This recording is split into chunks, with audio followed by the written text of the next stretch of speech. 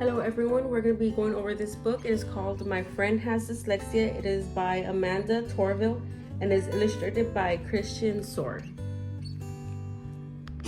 So before we start, I'll give you a quick summary of the book. It is about a girl who has dyslexia. This is the girl, and it is told through the eyes of her friend. The friend describes Anna in a very positive manner. He describes her abilities, what she's able to do, even though she has dyslexia. Dyslexia is a brain-based disorder. It is a learning disability that makes it hard for people to read. Throughout this book, there wasn't a specific setting. It took place in various places. It took place in a classroom.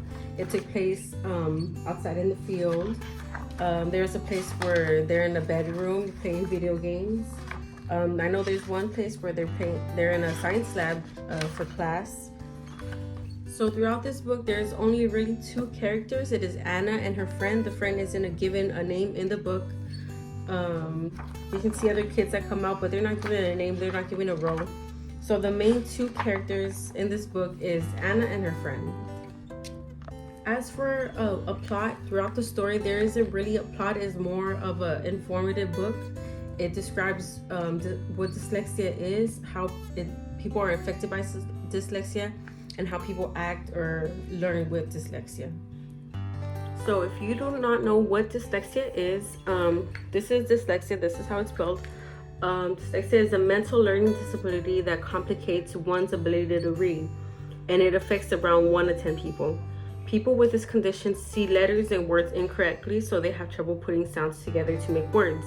This does not mean that they're less smarter than any other student. It just means that it's harder for them to read. People who have dyslexia usually see words like in books, as people who don't have it, they can read normal, they read fine. But people with dyslexia, they see the words bubbled up together, they see them separated. Sometimes people see the words bounce, and unfortunately they have to learn how to read with that disability. So obviously the main conflict in this story is about dyslexia. Anna, the main character, obviously she's dyslexic and she has a hard time reading, needs to take special reading classes, and is often bullied by her other classmates.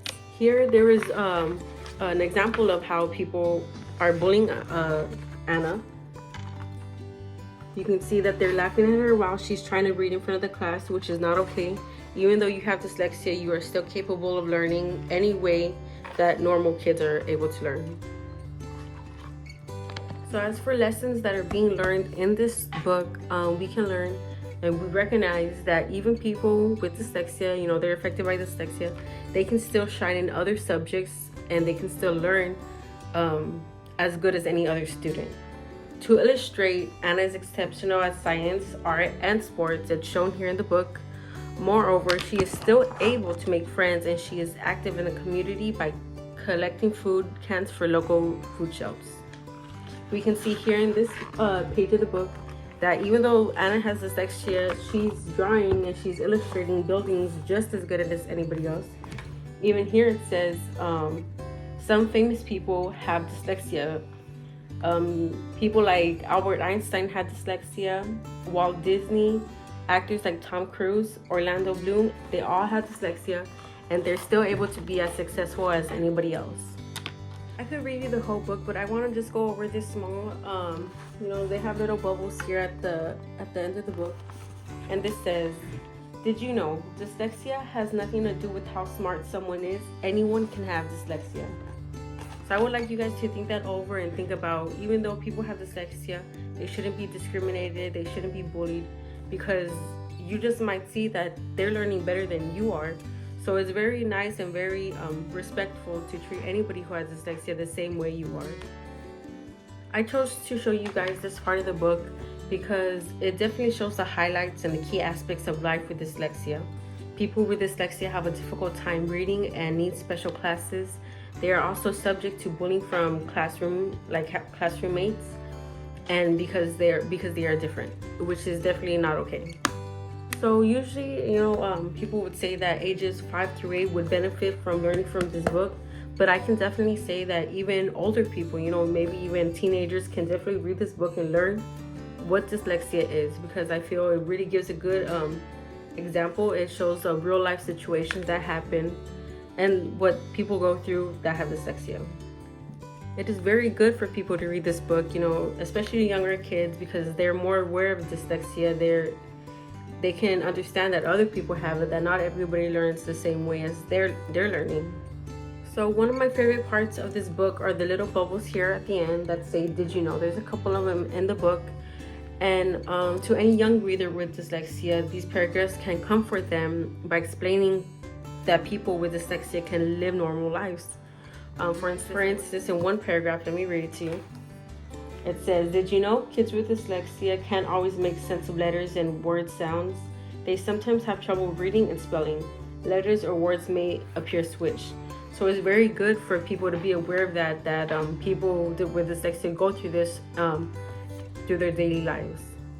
And I really enjoyed this part of the book because I feel like the more information, the better. The more information given out, the more aware people are of what dyslexia is. As for any assistive technology that people with dyslexia can use, I definitely feel a text-to-speech program is very useful for people with dyslexia. If you're not aware of what text-to-speech is, it is a high-tech computer software that reads text for dyslexia individuals. So let's say, people with dyslexia, they want to read a book, but they can't really, understand it, or they can understand it, but they have a hard time reading it. The text-to-speech program will read a text out loud for them, so they don't have to. So if I had a kid with dyslexia in my classroom, I would definitely accommodate the classroom for them. I feel like accommodating the classroom will make it easier for them. They will learn better. They will be more excited to learn, and it'll give them less chances to be bullied by other students. And other aspects of accommodating, I would definitely give them a little bit more time to do their assignments. If they need help, I would gladly help them. I would print the assignments in larger words for them, so they won't be squinting their eyes, or larger words for people with dyslexia makes it easier to read. And I would also install a text-to-speech program into the computers for dyslexic students so they can understand assignments and lectures better. So before I end this video, I would like to go over the back of this book. It says, "I'm glad Anna is my friend." And it also says, "My friend Anna has a disability called dyslexia." We already know that, but that doesn't matter to us. So we can see that people with dyslexia, they can make friends just as anybody else.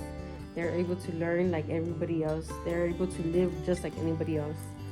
So before you try to make fun of someone with dyslexia, remember how they may be feeling. They're probably feeling self-conscious about it. They're probably doubting themselves. So just rethink before, making fun of someone with dyslexia or trying to belittle them. So I took the time to include this graph. It is 5 clues to recognizing dyslexia. Number 1, difficulty rhyming. Children with dyslexia usually have a hard time hearing rhymes or making rhymes. Number 2, constantly inconstant reading. This means it is common for a child with dyslexia to show inconsistencies in their oral reading. One day they may seem like they have it, and the next day the text can seem brand new and difficult to read. Number 3, writing and spelling are hard. Writing can feel laborious and exhausting. Hearing sounds and placing them in correct order to spell is very difficult and inconstant. Unfortunately, students with dyslexia have to go through this usually on a daily basis. Number 4, they have struggle with word retrieval. Sometimes even familiar information to them sounds brand new. This also means that the words are rapid, that they go too fast for them. You may hear lots of thingies and ums in conversations or other hesitations. And number 5, challenges memorizing information. This usually means, this also includes not only reading, this also includes math facts and even science equations. It becomes a real challenge for students and children who have dyslexia.